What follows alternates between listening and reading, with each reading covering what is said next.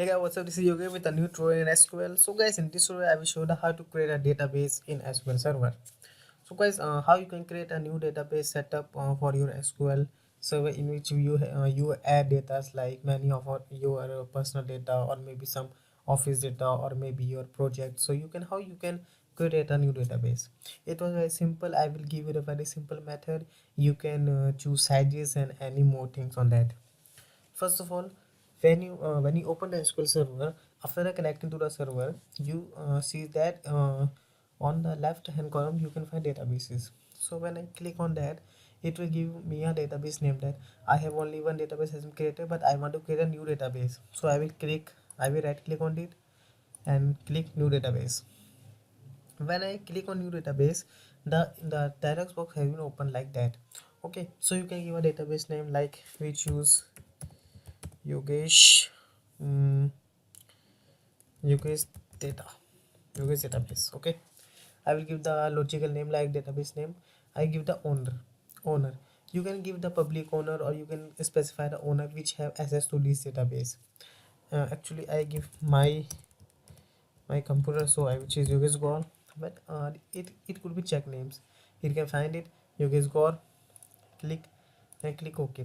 Or you can simply, by if you know the user, if you have a multiple users, like many of you users on your server, so how you can add, you cannot remember any one of name, so you can simply click on browse.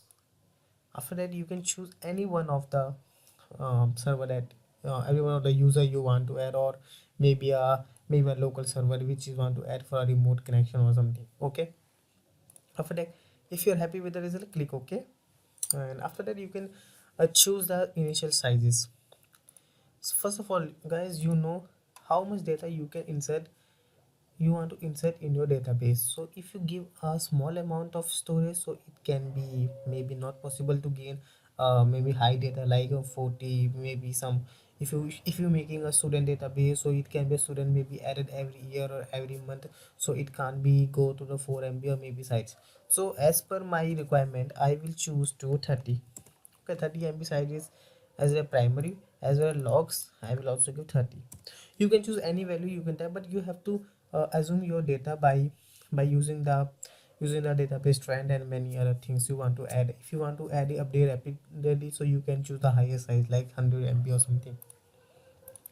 Auto growth, the auto growth is max size. When you want the max size, you can simply click on that option. You can have megabytes, or you can say limited to MB maximum file size. You can also limit, I will limit to 100 MB, and I growth maybe in megabytes one. I will happy with the results. So after that, and you can see the part where you can get your database. In the part your database has been saved, you can also choose a server or anything, or simply click on that and server or that, because the local folder is on the necessary security privilege, because I have not in the administrator, so it will give me a even give me a path which I have to require.